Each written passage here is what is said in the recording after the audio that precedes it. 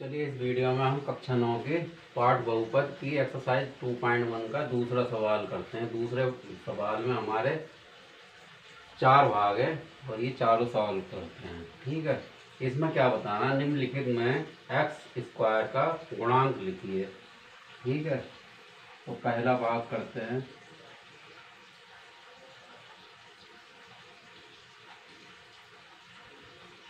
अब हमें क्या बताना, एक्स स्क्वायर का गुणांक बताना है। अब सबसे पहले हम इस समीकरण में क्या ढूंढेंगे, एक्स स्क्वायर वाला भाग ढूंढेंगे। एक्स स्क्वायर क्या है, यहाँ पर है, और यहाँ पर क्या है, कुछ भी नहीं है। कुछ भी नहीं मतलब एक तो है ही, अगर कुछ भी नहीं होता है तो उस जगह एक होता है। तो इसे हम कैसे लिख सकते हैं, 2 प्लस 1 गुणा एक्स स्क्वायर प्लस एक्स।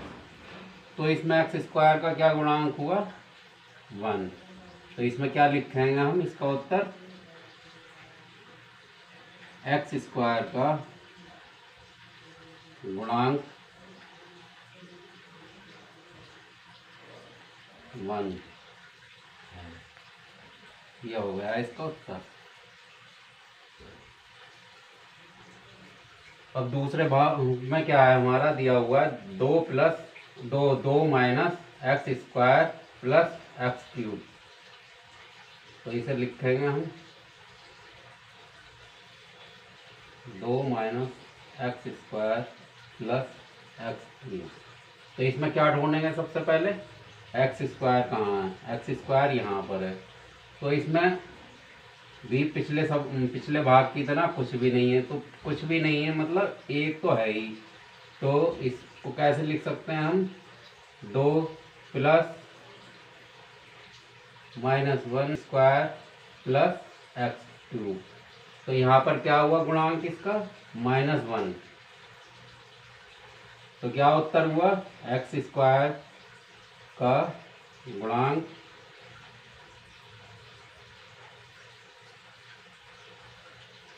-1 है। ठीक है, अब आता है इसका भाग नंबर 3। ये क्या दिया हुआ है, π/2 एक्स स्क्वायर प्लस एक्स। तो सबसे पहले क्या ढूंढेंगे हम, एक्स स्क्वायर कौन से पद में है, एक्स स्क्वायर यहाँ पर है, और इसका गुणांक क्या है, जो भी इसके साथ में गुणा में है वो इसका एक्स स्क्वायर का गुणांक हो जाएगा। क्या है यहाँ पर, π/2। तो इसका एक्स स्क्वायर का गुणांक क्या हुआ,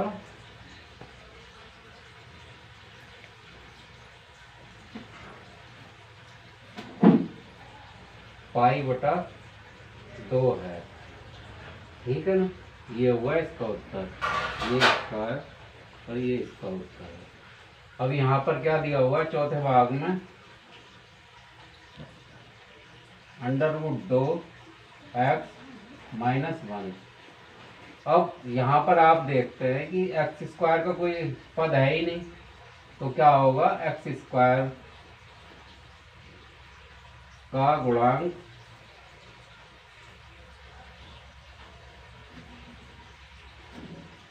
शून्य है, क्योंकि जब एक्स स्क्वायर गुणा शून्य क्या होगा, शून्य आएगा। तो यहाँ पर क्या है, एक्स स्क्वायर का गुणांक क्या है, शून्य है। ये इसका उत्तर हुआ।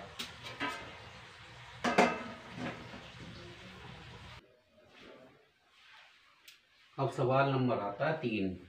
ये क्या है हमारा, 35 घात के द्विपद का और 100 घात के एक पदी का एक एक उदाहरण दीजिए। तो इसे हल करते हैं।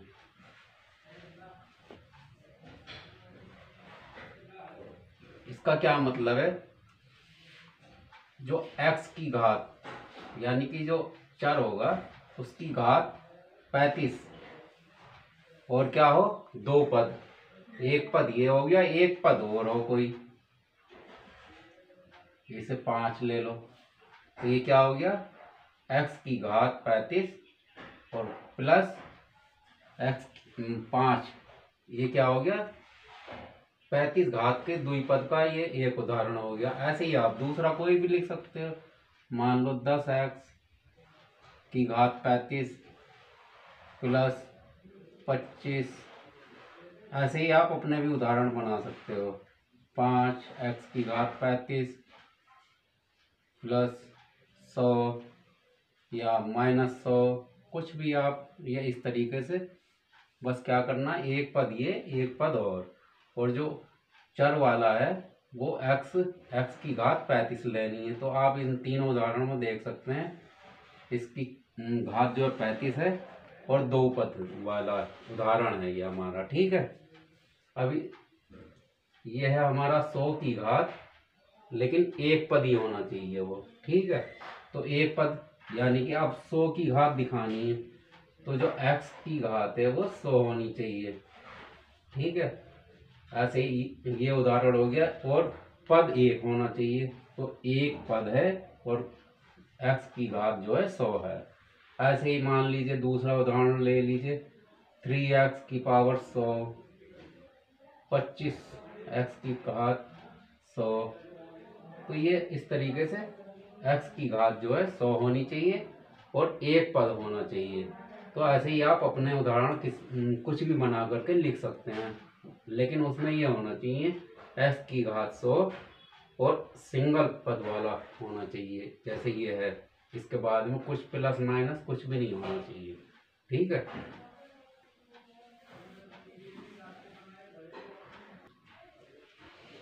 चलिए अब आता है हमारा सवाल नंबर 4। इसमें क्या है, निम्नलिखित बहुपदों में से प्रत्येक बहुपद की घात लिखिए। और इसके 4 भाग हैं और ये चारों करने हैं हमें। ठीक है, इसमें बहुपद की घात क्या होती है, जो भी घात दी हुई है चर की, वो सबसे बड़ी वाली घात जो होती है उसे हम बहुपद की घात कहते हैं। ठीक है ना। तो इसमें क्या है, चर हमारा है x, तो इसमें हम क्या ढूंढेंगे, x की घात सबसे बड़ी कौन सी है। तो यहाँ पर है x की घात, ये जो है 3 जो है सबसे बड़ी है इनमें। तो इसमें उत्तर क्या लिखेंगे,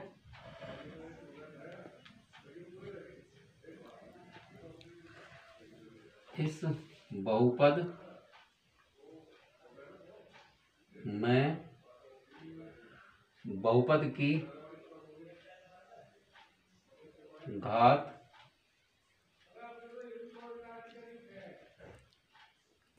3 है। ठीक है, इसी प्रकार से सवाल ये है दूसरा, इसका भाग। इसमें ये क्या दिया हुआ है हमारे, 4 - y²। तो इसमें क्या है, बहुपद में हमारा चर क्या है, y है, y। तो y की घात क्या है, 2 है। तो इसका उत्तर क्या होगा,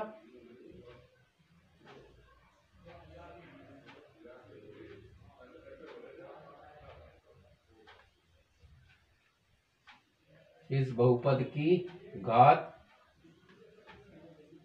2 है। ठीक है ना। अब आता है इसका भाग 3। इसमें क्या है, चर हमारा 3 और ये बहुपद है। ठीक है ना। इस बहुपद में और t की पावर क्या है, कुछ भी नहीं है। तो कुछ भी नहीं जहाँ होता है तो वहाँ क्या होता है, 1। तो इसकी पावर क्या हो गई, इस बहुपद की घात 1 है।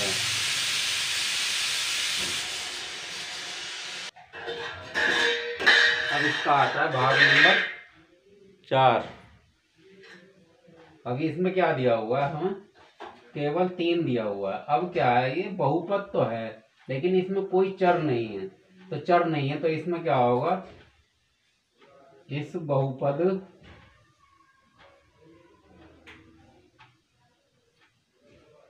की घात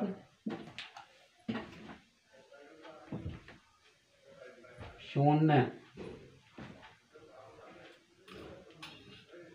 है। ठीक है ना।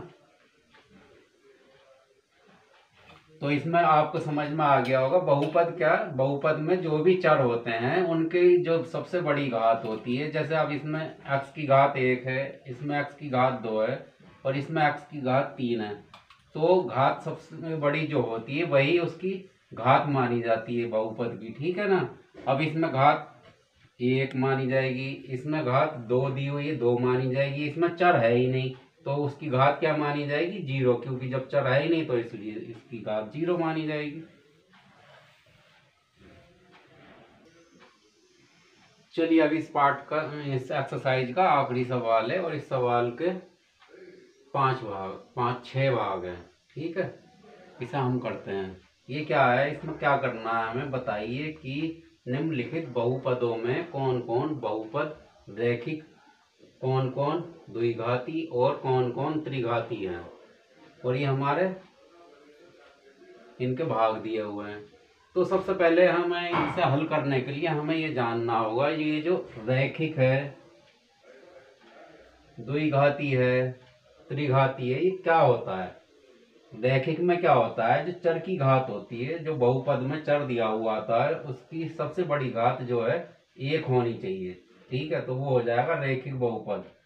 और जिसमें हमारी घात 2 दी हुई हो, सबसे बड़ी घात जो 2 हो, तो वो बहुपद जो हो जाएगा वो द्विघाती हो जाएगा। और ऐसे ही त्रिघाती, उसमें जो हमारे चर की बड़ी घात है वो 3 होनी चाहिए, तो वो क्या हो जाएगा 3 घात वाला त्रिघाती। तो ये बहुत आसान है। अब हम इसे करना शुरू करते हैं। देखिए अब इसमें ये जो चर है हमारा x है, x की घात यहाँ पर 1 है और x की घात यहाँ पर 2 है। तो अब सबसे बड़ी घात हमें ढूंढनी है और वही उसकी बहुपद की बड़ी घात हो जाती है और उससे ही उसको लिखा जाता है। तो इसकी बड़ी घात क्या है 2 है, तो इसमें क्या हुआ, ये कैसा होगा द्विघाती। इसमें क्या है, यह है द्विघाती। इसका उत्तर क्या होगा, ये बहुपद कौन सा है, द्विघाती है, ठीक है। अब ये हमारा दूसरा भाग है। इसमें क्या दिया हुआ है x माइनस एक्स की पावर 3। तो इसमें चर की घात क्या है, सबसे बड़ी 3 है। तो आपको पता है जिसकी चर की पावर 3 हो सबसे बड़ी, तो वो कौन सा हो जाएगा, त्रिघाती हो जाएगा। तो इसका उत्तर क्या होगा, ये बहुपद कौन सा होगा, त्रिघाती बहुपद, ठीक है। अब आता है ये हमारा भाग 3। इसमें क्या दिया हुआ, y plus y square plus 4। तो इसमें y है हमारा चर और इसमें इसकी पावर है 1 और इसकी पावर है 2।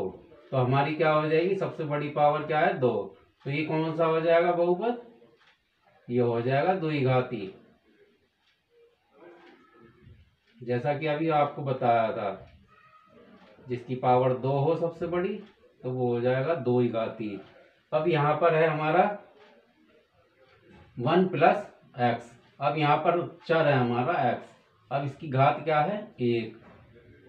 तो ये क्या हो जाएगा हमारा रैखिक, ये बहुपद क्या हो जाएगा हमारा रैखिक,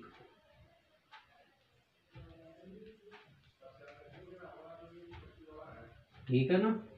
इसका उत्तर हो जाएगा रैखिक बहुपद,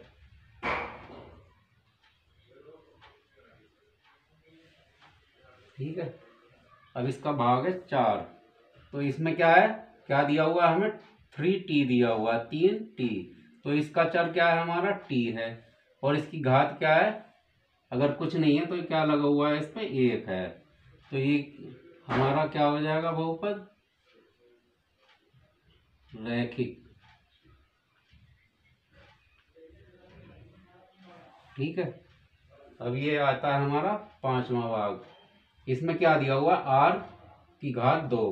तो ये कैसा पद है बहुपद द्विघाती, क्योंकि इसकी पावर क्या है 2 है। तो ये कैसा चर है, इसका उत्तर आएगा हमारा द्विघाती,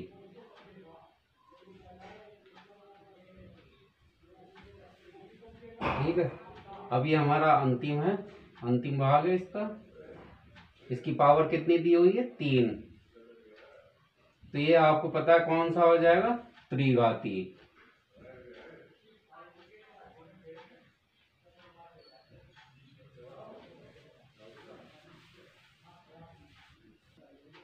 तो इसमें क्या है, आपको ये इसका भी भाग हल हो गया है, लेकिन अब आपको बस ये याद रखना है रैखिक में क्या होता है, जो हमारे चर की पावर है वो 1 होती है, ठीक है ना।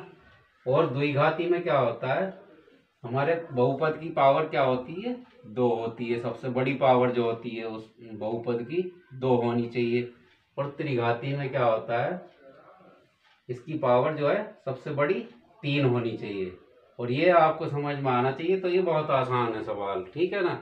अब इस वीडियो में इतना ही, और बाकी अगली वीडियो में अगली एक्सरसाइज करते हैं, ठीक है।